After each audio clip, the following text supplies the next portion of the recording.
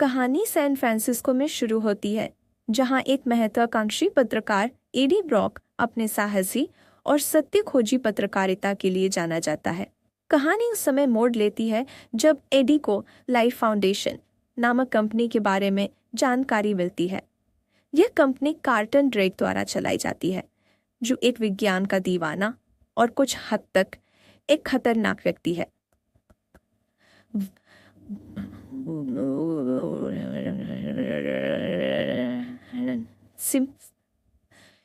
AD को एक गुप्त रिपोर्ट मिलती है कि लाइफ फाउंडेशन ने एक घातक एलियन जीव को पकड़ा है।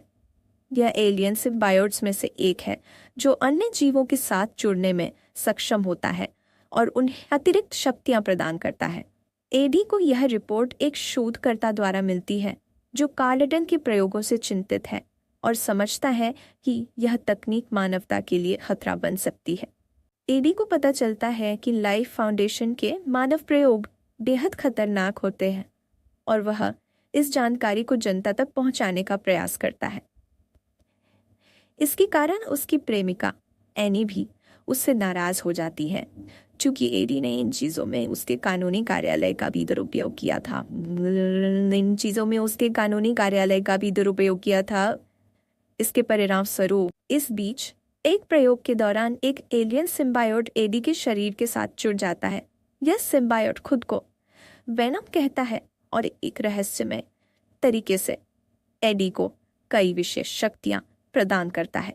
एडी में अब एक सुपरनैचुरल ताकत आ जाती है और वह अपने दुश्मनों से तेजी से मुकाबला कर सकता है।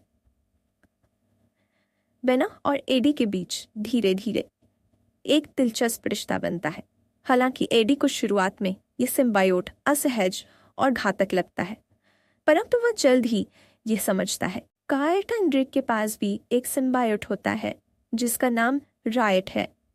रायट ड्रेक के साथ मिलकर पूरी मानवता को सिम्बायोट्स के लिए होस्ट बनाने की योजना बनाता है।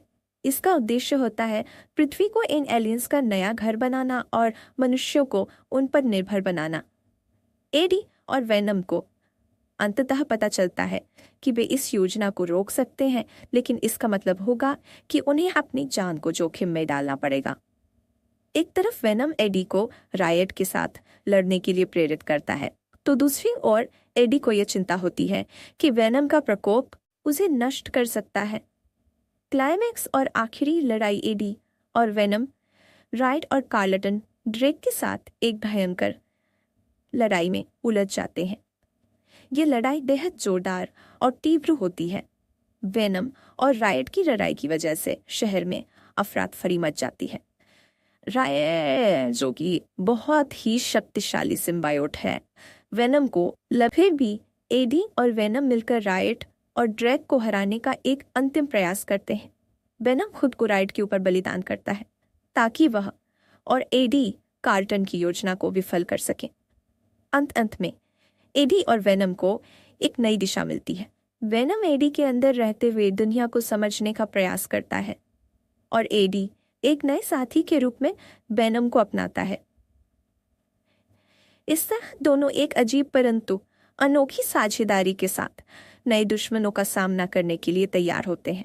वेनम केवल एक सुपर हीरो फिल्म नहीं है, बल्कि यह एक कहानी है जो ताकत, नैतिकता और साझेदारी के बीच के संघर्ष को दर्शाती है।